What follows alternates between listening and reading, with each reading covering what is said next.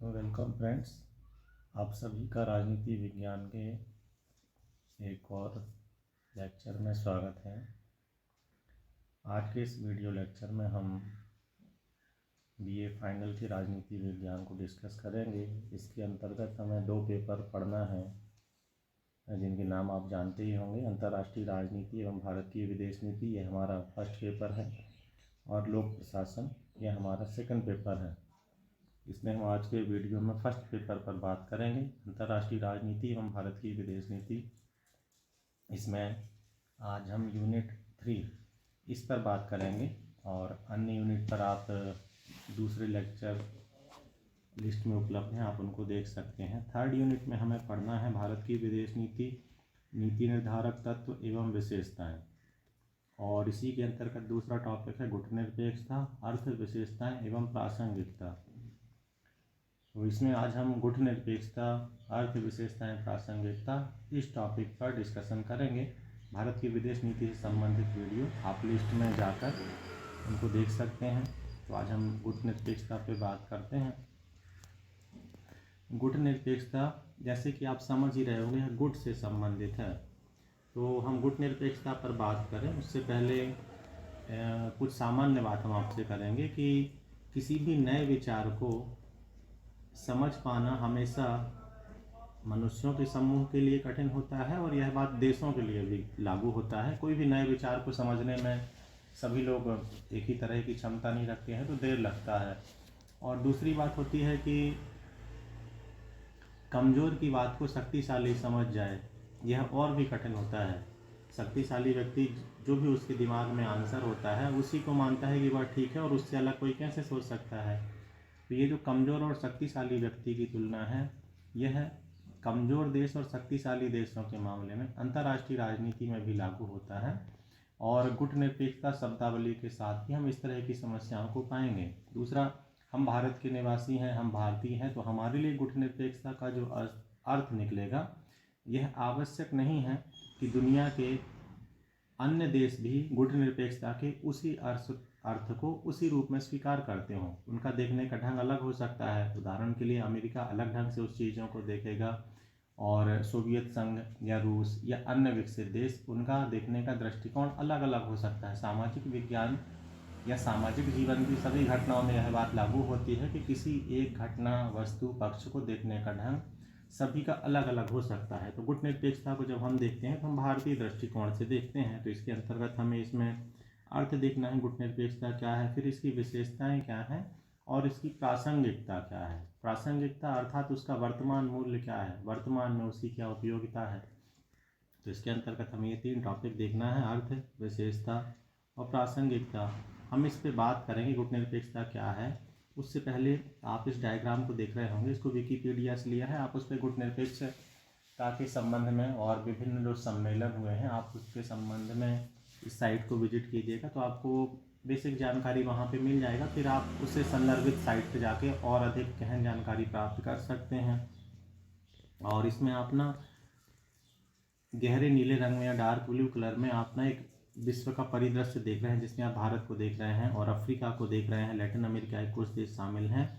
यह वे देश हैं जो गुटनिरपेक्ष आंदोलन के सदस्य रहे हैं, और यह आप इस तरह से देख सकते हैं कि विश्व के बड़े देशों की संख्या इसमें शामिल है। और आप जो हल्का नीला रंग देख रहे हैं सोवियत गुट है। इसमें हो सकता है आपको भूभाग के रूप में बराबर हिस्सा दिखे, लेकिन इन देशों का क्योंकि क्षेत्रफल, सोवियत संघ एक बड़ा देश था उस समय पे, चीन एक बड़ा देश है, ब्राज़ील, अर्जेंटीना ये बड़े देश हैं, तो इनके कारण ना भूभाग बड़ा हिस्सा अवश्य है, लेकिन देशों का संख्या गुटनिरपेक्ष आंदोलन की तुलना में कम हो जाता है। तो इसमें अफ्रीका, एशिया और लैटिन अमेरिका के देशों की एक बड़ी संख्या शामिल रही है। तो आप इसको देख सकते हैं कि गुटनिरपेक्षता या गुटनिरपेक्ष आंदोलन विश्व की एक महत्वपूर्ण राजनीतिक घटना रही है, और इसने एक बड़े स्तर पर विश्व राजनीति को प्रभावित किया है, और एक बहुत अधिक संख्या में देशों ने इसमें सहभागिता किया है। अब हम इस पे गुटनिरपेक्षता को समझने का कोशिश करते हैं। गुटनिरपेक्षता होता क्या है। तो कॉलेज लाइफ में आप गुट के संबंध में कुछ पहले से ही जानते हैं, क्योंकि हम कॉलेज लाइफ में ना गुट बनाते हैं या दोस्तों के हम समूह बनाते हैं। तो जब हम समूह बनाते हैं, गुट बनाते हैं, तो उनके कुछ फ़ायदे होते हैं और कुछ नुकसान होते हैं। फ़ायदा क्या है फ़ायदा ये होता है कि हमारी शक्ति बढ़ जाती है। गुट है, अगर आपका किसी से झगड़ा हो जाता है तो आप अपने समूह के साथ जाके झगड़ सकते हैं। यह गुट का लाभ है। नुकसान क्या है? आपकी स्वतंत्रता कम हो जाती है। आपके गुट के कोई भी सदस्य किसी से लड़ाई झगड़ा कर ले, अब आपको सबके साथ जाना पड़ेगा अपना काम छोड़ के। तो इस तरह से हम स्वतंत्रता को गंवा देते हैं, शक्ति बढ़ा लेते हैं। और कभी हमें ऐसे महसूस हो सकता है कि जब हमारी स्वतंत्रता ही चली गई है तो हम उस शक्ति का क्या करेंगे। तो यह एक देखने का ढंग होता है। तो इसमें आप देख रहे हैं कि द्वितीय विश्व, आप डायग्राम देख रहे होंगे लेफ्ट साइड, इसको वेबसाइट से ही लिया है किसी साइट से। तो इसमें आप देख रहे होंगे कि इसमें विश्व राजनीति जो है वह विश्व युद्ध के बाद 2 गुटों में बंट गई थी। और इसमें एक गुट था संयुक्त राज्य अमेरिका का, यूनाइटेड स्टेट्स ऑफ अमेरिका, और दूसरा सोवियत संघ का।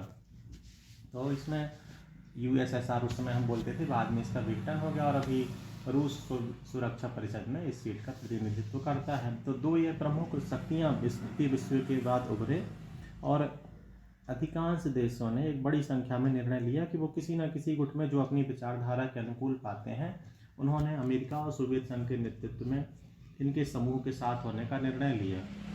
और अब द्वितीय विश्व युद्ध के बाद ही एक तीसरी घटना जो विश्व में हो रही थी वह थी कि द्वितीय विश्व युद्ध ने औपनिवेशिक शक्तियों को कमज़ोर बना दिया। जो ब्रिटेन, फ्रांस, पुर्तगाल और ढेर सारे जो यूरोपीय शक्तियाँ थे, उनकी शक्तियाँ कमज़ोर हो गई थी। तो एशिया, अफ्रीका में बहुत से देश जो है ना वो स्वतंत्र हुए, इनकी शासन सत्ता समाप्त हुई और यहाँ की शासन सत्ता स्थानीय शासकों के हाथ में आई। भारत को भी हम जैसे हम पढ़ते हैं कि 1947 में ब्रिटिश दासता से भारत स्वतंत्र हुआ। तो इसी तरह से विश्व की बड़ी संख्या में देश उत्तरोत्तर स्वतंत्र होते गए।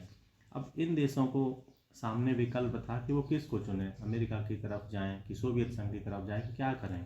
इसमें आप देख रहे होंगे कि ये अपना राइट साइड में न्यू इंडिपेंडेंट कंट्रीज के रूप में डायग्राम आप देख रहे हैं।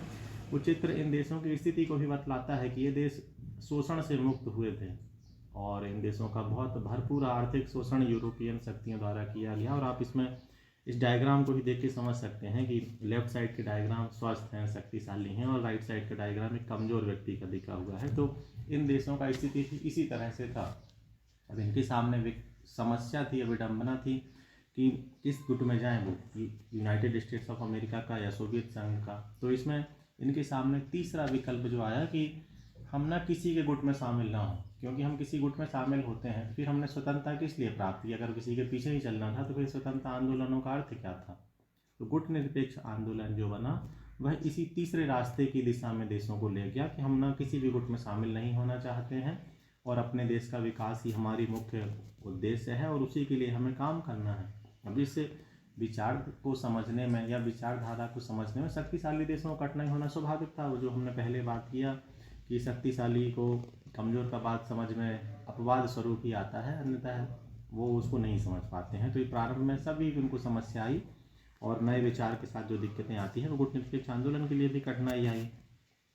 अब हम इसमें बात करते हैं कि गुट निरपेक्षता के सिद्धांत क्या हैं, किन आधारों पर गुट निरपेक्षता आखिर चाहते क्या हैं, गुट निरपेक्षता की मान्यताएं क्या हैं। तो इसमें है कि हम इनमें से आप अलग अलग पुस्तकों में पढ़ेंगे तो इनमें कुछ आपको विशेषताएं मिलेंगी, कुछ क्रम की भिन्नता मिलेगी। तो आप इसको ज़्यादा पढ़ेंगे तो आपके कंसेप्ट क्लियर होंगे, और आप किसी भी क्रम में लिखते हैं उससे कोई बड़ा फ़र्क नहीं पड़ता है। आप ज़्यादा पढ़ेंगे तो आप ज़्यादा उनको समझ पाएंगे। तो इसमें जो प्रिंसिपल हमने लिख के रखे हैं उनको हम आपसे चर्चा करेंगे। आप अलग पुस्तकों में पढ़ सकते हैं तो हो सकता है उनसे आगे पीछे अंतर रहे। इसमें है कि पीसफुल को एग्जिस्टेंस, शांतिपूर्ण सह अस्तित्व, अर्थात गुट निरपेक्ष देशों में जो शामिल हो रहे हैं देश, उनकी यह मान्यता है कि शांतिपूर्ण सह अस्तित्व संभव है। अर्थात विश्व में सभी देश जो है युद्ध की आवश्यकता नहीं है और हम शांतिपूर्ण ढंग से रह सकते हैं। जिस तरह से अच्छे पड़ोसी एक दूसरे की सहायता करते हुए अपने विकास के लिए काम करते रहते हैं, उसी तरह से देश भी जो है शांतिपूर्ण ढंग से रह सकते हैं। तो यह इनका एक महत्वपूर्ण मान्यता है। फिर म्यूचुअल नॉन एग्रेशन, परस्पर अनाक्रमण की नीति, अर्थात ये देश इस बात पर सहमति प्रदान करते हैं, प्रयास करते हैं कि हम अपने विषयों को आक्रमण के द्वारा सुलझाने का प्रयास नहीं करेंगे। आक्रमण जो था राजतंत्रों के समय एक नीति रहता था, राजा लोग जो भी शक्तिशाली होता था कमज़ोर पे आक्रमण करना, अपने साम्राज्य का विस्तार करना। ये अधिकांश देश क्योंकि औपनिवेशिक स्वतंत्र हुए थे, औपनिवेशिक शासन से इनको स्वतंत्रता मिली थी, तो ये युद्ध को और युद्ध की विभीषिका को बहुत अच्छी तरह समझते हैं और वो नहीं चाहते हैं कि युद्ध के द्वारा, आक्रमण के द्वारा अपने समस्याओं को हल करने का एक गलत प्रयास किया जाए, क्योंकि युद्ध समस्याओं को हल करने के स्थान पे बढ़ा देते हैं। तीसरा इसी में है इक्वलिटी एंड म्यूचुअल बेनिफिट, अर्थात ये देश जो है वो समानता के सिद्धांत में विश्वास करते हैं कि विश्व के देशों के समुदाय में सभी देशों के मध्य समानता एवं उनकी गरिमा का सम्मान होना चाहिए और परस्पर लाभ के लिए हमें मिलकर काम करना चाहिए। जब हम मिलकर काम करते हैं तो अपने लाभों को बढ़ा सकते हैं और हानियों को कम कर सकते हैं। तो ये देश जो है इस बात पर सहमत है कि हमें लगातार इस बात के लिए प्रयास करना चाहिए कि हम परस्पर सहयोग के क्षेत्रों को ढूंढें और उनमें अपने सहयोग को बढ़ाएं, ताकि हमारे देशों की जनता को इसका लाभ प्राप्त हो सके। फिर उसी में है म्यूचुअल नॉन इंटरफियरेंस, परस्पर अहस्तक्षेप की नीति, अर्थात ये देश जो है वो एक दूसरे के मामले में हस्तक्षेप की नीति ना अपनाएं। और विकसित देशों में, शक्तिशाली देशों में अक्सर इस बात की प्रवृत्ति रही है और रहती भी है, और स्वाभाविक भी है कि वे कमज़ोर देशों या छोटे देशों के मामलों में उनको यदि लगता है कि उनके हिसाब से ठीक हो रहा है तो उसका समर्थन करते हैं, और कभी उनको लगता है कि उनके हितों के अनुकूल नहीं है तो वो उसको निंदा करते हैं, आलोचना करते हैं, प्रभावित करते हैं कि किस तरह से उसको परिदृश्य को बदला जाए। तो गुटनिरपेक्ष आंदोलन के जो देश हैं वो इस बात पर सहमत हैं कि परस्पर अहस्तक्षेप की नीति को रखा जाए और एक दूसरे के आंतरिक मामलों में हस्तक्षेप ना किया जाए। इसी में अगला और या अंतिम सिद्धांत हम इसको कहेंगे कि mutual respect for territorial integrity and sovereignty, संप्रभुता और प्रादेशिक सीमाओं का परस्पर सम्मान। यह एक ऐसा मामला है जिसमें विकसित देशों की नीतियां जो है ना न्यायपूर्ण नहीं रही हैं, और इसमें भारत और अन्य देशों को बड़ी संख्या में इसमें शिकायत रहा है कि विकसित देश अपने हितों के अनुसार इनकी संप्रभुता और इनकी जो प्रादेशिक सीमाएं हैं उनका सम्मान नहीं करते हैं, और ये बात किसी भी एक स्वाभिमानी राष्ट्र के लिए स्वीकार नहीं है। तो गुटनिरपेक्ष आंदोलन के जो देश हैं वो इस बात को स्वीकार करते हैं कि उनकी संप्रभुता का सम्मान होना चाहिए और उनकी प्रादेशिक सीमाओं के प्रति परस्पर सम्मान होना चाहिए। उनकी सीमाओं में किसी भी प्रकार के परिवर्तन का कोई प्रयास नहीं होना चाहिए। और यह अंतर्राष्ट्रीय राजनीति में जो हम ढेर सारा घटनाक्रम देखते हैं उसमें हम इस बात को पाते हैं कि विकसित देशों ने अपनी शक्ति और अपने हितों के हिसाब से कई बार ऐसे हुआ है कि उन्होंने युद्धों को बढ़ावा दिया है और इसके कारण से इन देशों के हितों को नुकसान होता है। ये हमारे गुटनिरपेक्ष देशों के सिद्धांत हो गए। अब हम इसमें बात करेंगे कि role of India and features of India's NAM policy, कि भारत का भूमिका क्या रहा है और इसकी भारत की जो गुटनिरपेक्षता नीति है इसकी क्या विशेषताएं हैं। तो इसमें एक भारतीय के रूप में हमें यह जानकर खुशी होता है कि गुटनिरपेक्ष आंदोलन के प्रारंभिक संस्थापक देशों में भारत एक अग्रणी देश रहा है। भारत, मिस्र और यूगोस्लाविया, ये 3 देश थे। इसमें पंडित नेहरू का नेतृत्व, कर्नल नासिर और टीटो, ये इन 3 देशों के जो राष्ट्राध्यक्ष थे, इनका इस आंदोलन को प्रारंभ करने में, आगे बढ़ाने में नेतृत्व प्रमुख भूमिका रहा। बाद में इसमें अन्य देश इसमें क्रमशः जुड़ते गए और इनकी संख्या में वृद्धि होती गई, और वह नीति जो है उनके गुट का संख्या बढ़ते जाना इस बात का समर्थन करता है, बताता है कि नवोदित राष्ट्रों ने, जो भी नए देश यूरोपीय देशों से मुक्त होते आए, उन्होंने इस नीति को अपने अनुकूल पाया, अपने हितों के ज़्यादा नज़दीक पाया बनिस्बत इसके कि वे अमेरिका या सोवियत संघ के गुट में जाएं, और उनकी संख्या बढ़ती गई। और इस तरह से वर्तमान में विश्व सोवियत संयुक्त राष्ट्र संघ के बाद यह एक दूसरा बड़ा संगठन था जिसमें 100 से ज़्यादा देश शामिल हैं, और इसकी सफलता को बताता है। तो इसमें जो भारत की हम गुटनिरपेक्ष नीति की विशेषताओं के रूप में देखते हैं, तो पहला तो है टू मेंटेन इंटरनेशनल पीस, अर्थात इस नीति गुटनिरपेक्ष आंदोलन का जो नीति है इसका उद्देश्य है कि अंतर्राष्ट्रीय शांति को बनाए रखना और उसको बढ़ावा देना। शांति और युद्ध में से हमेशा ही शांति जो है विकास के समर्थन में होती है और युद्ध जो है विकास को खतरे में डालती है और पीछे ले जाती है। तो भारत की इस नीति का उद्देश्य रहा है कि विश्व में शांति होना चाहिए। युद्ध के अवसर, विश्व में कहीं भी युद्ध होता है तो उससे भारत जैसे देश की या विश्व के किसी भी देश की अर्थव्यवस्था पर बहुत अच्छा प्रभाव नहीं पड़ता है, उसकी आम जनता को बहुत सी कठिनाइयों का सामना करना पड़ता है। और भारत सदैव इस बात का पक्षधर रहा है कि विवाद के मुद्दों को बातचीत करके सुलझाना चाहिए, और युद्ध किसी भी विषय का ठीक समाधान नहीं है, और शांति के प्रयासों का समर्थन किया है। और गुटनिरपेक्ष आंदोलन या नीति यह जो है यह भी इसी दिशा में चाहती है कि विश्व में शांति का ज़्यादा से ज़्यादा विस्तार हो और देश अपनी बातों को, विवादों को शांतिपूर्ण ढंग से सुलझाएं। टू अचीव इकोनॉमिक डेवलपमेंट, आर्थिक विकास को प्राप्त करना, यह गुटनिरपेक्ष आंदोलन की नीति का एक दूसरा महत्वपूर्ण बिंदु है। ये नवोदित राष्ट्र जो यूरोपियन शासन से मुक्त हुए थे, इनकी समाज समक्ष जो है सबसे बड़ी समस्या तो आर्थिक विकास है। तो आर्थिक विकास को प्राप्त करने के लिए आवश्यक है कि हम किसी भी गुट में, किसी भी लड़ाई झगड़े से अपने आप को दूर रखें, तभी हम विकास पे फोकस कर पाएंगे। तो इस नीति का उद्देश्य रहा है कि आर्थिक विकास के लिए सहायता प्राप्त की जाए, और इस अर्थ में भारत का और अन्य देशों का प्रयास रहा है कि उनको जिस गुट से जिससे भी सहायता मिलता है वो सहायता हमारे नागरिकों की भलाई के लिए आवश्यक है, तो हम वो सहायता को प्राप्त करेंगे। और हम इन देशों के विवाद का हिस्सा नहीं बनना चाहते, क्योंकि उससे हमारा आर्थिक विकास प्रभावित होगा। To protect sovereignty and independence, अपनी संप्रभुता और स्वतंत्रता की रक्षा, यह कूटनीतिक आंदोलन की नीति का एक महत्वपूर्ण उद्देश्य है। भारत का भी इस नीति को अपनाने का यही उद्देश्य था कि अगर हम अमेरिका या सोवियत संघ के गुट में चले जाते हैं तो फिर हमारी स्वतंत्रता, जिसके लिए इतने वर्ष हमने संघर्ष किया, फिर उसका क्या मूल्य रहेगा। गुट में शामिल होने का अर्थ होता है कि फिर आपको गुट के निर्णयों का सम्मान करना होता है और आप व्यक्तिगत रूप में या स्वतंत्र रूप में अच्छे या बुरे का निर्धारण नहीं कर सकते। और इस दृष्टि से हम देखें तो भारतीय नेतृत्व सदैव इस बात में बहुत सतर्क रहा है कि हमारी विदेश नीति स्वतंत्र होना चाहिए। हम प्रत्येक विषय का निर्णय अपने हितों के अनुसार करना चाहते हैं और विषय उचित है या अनुचित उस आधार पर करना चाहते हैं, और इसलिए निर्णय की स्वतंत्रता को बनाए रखने में ये गुटनिरपेक्षता की नीति ने बहुत सीमा तक सहायता किया है। To protect the independence of newly independent states, नवोदित जो राष्ट्र स्वतंत्र हुए उनकी स्वतंत्रता को बनाए रखने में इस नीति का एक बड़ा योगदान रहा है। और भारत भी औपनिवेशिक शासन की समाप्ति का एक समर्थक रहा है महत्वपूर्ण रूप से, और भारत ने रंग भेद, नस्ल भेद की नीति का विरोध किया है, और विश्व में जो भी भूमिका निर्वहन कर सकता है अपनी क्षमता के अनुसार, उसके लिए उसने यथासंभव प्रयास किया है कि विश्व में मानवीय गरिमा का सम्मान किया जाना चाहिए, और विश्व में सभी देशों में और विश्व के भूभाग के सभी मानव समुदाय में उनकी गरिमा के अनुरूप उनको विकास के अवसर प्राप्त होने चाहिए। और जो भारतीय संस्कृति का एक मूल वाक्य में आता है, वसुधैव कुटुंबकम या सर्वे भवन्तु सुखिनः, सभी सुखी हों, सभी निरोग हों, और एक समस्त विश्व एक परिवार है। तो यह विचार जो है यह हमारी गुटनिरपेक्षता नीति में भी मूल रूप में कार्य करता है कि हम सभी राष्ट्रों की स्वतंत्रता चाहते हैं, संप्रभुता का सम्मान चाहते हैं, और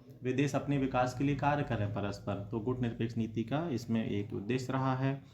और अंतिम और सबसे महत्वपूर्ण कि देश के राष्ट्रीय हितों की रक्षा की जाए, संवर्धन किया जाए, और भारत को विश्व की एक प्रमुख शक्ति के रूप में विकास करने के लिए सदैव कार्य किया जाए। और अंतर्राष्ट्रीय राजनीति में भारत के हितों को किस तरह से बढ़ाया जा सकता है, भारत को एक प्रमुख शक्ति कैसे बनाया जा सकता है, तो गुटनिरपेक्ष नीति जो है यह भारत की उसी स्वतंत्रता, संप्रभुता की सुरक्षा करते हुए राष्ट्रीय हितों को बढ़ाने की दिशा में कार्य करती है। तो यह इसका उद्देश्य रहा है। और इसके बाद हमारा एक लास्ट स्लाइड है कि applied aspect of non alignment for India, गुटनिरपेक्ष नीति जो भारत ने अपनाई उसके व्यावहारिक पहलू क्या रहे हैं। तो व्यावहारिक पहलू को अलग अलग पुस्तकों में अलग अलग ढंग से दिया गया है, कालखंड को बांट दिया गया है कि विभिन्न वर्षों का घटनाक्रम किस तरह से है, किस तरह से नीति को अपनाया। इसमें हम यह देखते हैं कि भारत की गुटनिरपेक्ष नीति ने किस तरह से अलग अलग समय पे देश के राष्ट्रीय हितों की सुरक्षा के लिए कार्य किया है। तो इसमें हमने जो कालखंड में बांटा है 1947 से 62, फिर 62 से 91, और शीत युद्ध के बाद जो है वर्तमान तक क्या स्थिति है।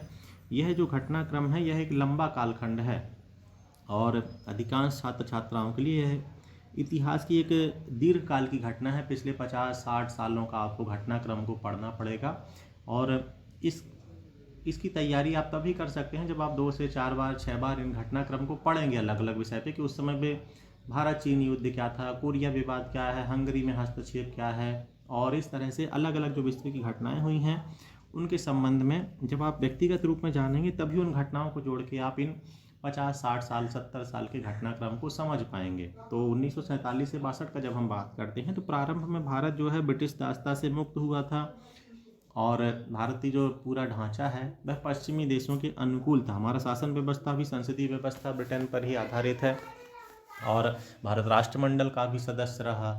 तो प्रारंभ में सोवियत संघ गुट को यह बात समझने में कठिनाई हुई कि ये किस तरह की नीति है। और इसी तरह से उस समय के कोरिया विवाद जो था तो कोरिया विवाद में यह हुआ कि भारत ने जो है उत्तर कोरिया को दोषी ठहराया, तो सोवियत संघ ने इसको अपने विरोध में माना कि यह भारत का अनुचित नीति है। उसी तरह से जब 1962 में चीन का आक्रमण हुआ तो सोवियत संघ ने तो भारत का समर्थन वो नहीं कर सकता था, एक साम्यवादी देश था। उस समय में भारत ने अमेरिकी गुट से सहायता प्राप्त की। तो इन बातों को गुटनिरपेक्ष नीति के आलोचना के रूप में भी देखा गया और ये माना गया कि गुटनिरपेक्ष आंदोलन का कैसे भारत पालन कर रहा है और नीति का त्याग भी कर दिया है। एक महत्वपूर्ण घटना जो हम लोग को ध्यान रहता है वह 1971 में जब पूर्वी पाकिस्तान पश्चिमी पाकिस्तान था अस्तित्व में, वहाँ पे संघर्ष हो रहा था, तो उसमें भारतीय सेना के हस्तक्षेप को अमेरिका ने विरोध में माना था।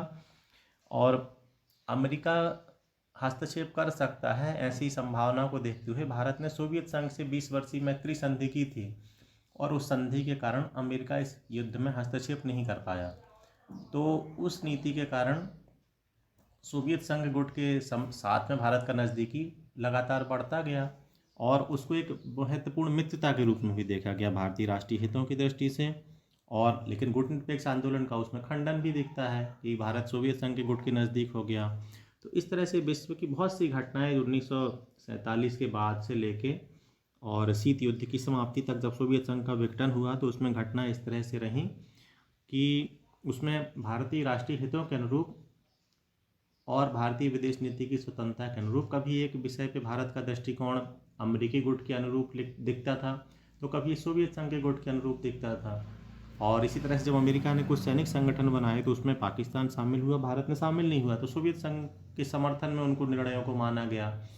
और भारतीय राष्ट्रीय हितों के अनुकूल कभी कभी ऐसा भी हुआ है कि कुछ विषयों पे भारत ने सोवियत संघ की उस तरह से आलोचना नहीं की जिस तरह से उसने अमेरिकी गुट की आलोचना की। उदाहरण के लिए हंगरी में हस्तक्षेप जब सोवियत संघ ने किया, तो इस तरह के मामले अब इसमें एक लंबा घटनाक्रम है। या अफगानिस्तान में जब सोवियत संघ की सेनाएं आईं तो भारतीय विदेश नीति उस तरह से मुखर नहीं रही जिस तरह से वह पहले रही। तो इस तरह की बहुत सी घटनाएं आपको इसके लिए पढ़ना पड़ेगा, थोड़ा सा एक लंबा घटनाक्रम है, लेकिन एक या दो बार आप पढ़ेंगे तो पूरा पिछले 50 वर्षों का अंतर्राष्ट्रीय राजनीतिक घटनाक्रम जब आप जानेंगे आप इसको समझ पाएंगे। इसमें दूसरा कालखंड आता है शीत युद्ध के बाद वाला स्थिति। शीत युद्ध की समाप्ति, सोवियत संघ का विघटन हो गया। एक लंबे समय तक संयुक्त राज्य अमेरिका ही विश्व की प्रमुख शक्ति रह गया। तो इसमें यह प्रश्न उठाया गया कि अब जब गुट ही नहीं रह गए हैं तो गुटनिरपेक्ष नीति का क्या उद्देश्य है या उसका क्या प्रासंगिकता है। इस पर प्रासंगिकता भी हम और अगले टॉपिक में बात करेंगे। लेकिन एक महत्वपूर्ण विकसित विकासशील देशों के एक प्रमुख संगठन के रूप में गुटनिरपेक्ष नीति ने और इस आंदोलन ने इन देशों को विकल्प प्रदान किया, एक मंच प्रदान किया। और उसके बाद से ये देश यहाँ पे इस मुद्दे पर अपने परस्पर विषयों को डिस्कशन कर सकते हैं, विचार विमर्श कर सकते हैं और विकसित देशों की नीतियाँ संयुक्त राष्ट्र संघ में और अन्य अंतर्राष्ट्रीय मंचों पर किस तरह से इनके हितों को प्रभावित करती हैं इस पे बात कर पाते हैं। अभी भी यह सम्मेलन का अस्तित्व बना हुआ है और विकासशील देशों को यह अवसर देता है कि वे परस्पर एकता को बढ़ाने वाले विषयों का चयन कर सकें और अपने राष्ट्रीय हितों को और अपने नागरिकों को ज़्यादा बेहतर समाज और विश्व उपलब्ध कराने के लिए कार्य कर सकें। तो इस तरह से गुटनिरपेक्ष आंदोलन का नीति जो है भारत का, इसमें इन पक्षों को आप पढ़िएगा, इससे आप जान पाएंगे ज़्यादा ठीक ढंग से। और हम अपने इस वीडियो को यहीं रोकते हैं और आप ये लास्ट वाली स्लाइड के संदर्भ में आपको थोड़ा गहन अध्ययन करना पड़ेगा, तब आप इन घटनाक्रम को जान पाएंगे। अन्य स्लाइड तो आप सामान्य जानकारी है, उनको आप समझ सकते हैं कि गुट में शामिल ना होना ही गुटनिरपेक्षता है। आपको इससे लाभ होगा ऐसा विश्वास है। आप वीडियो देखें, इसका बहुत बहुत धन्यवाद।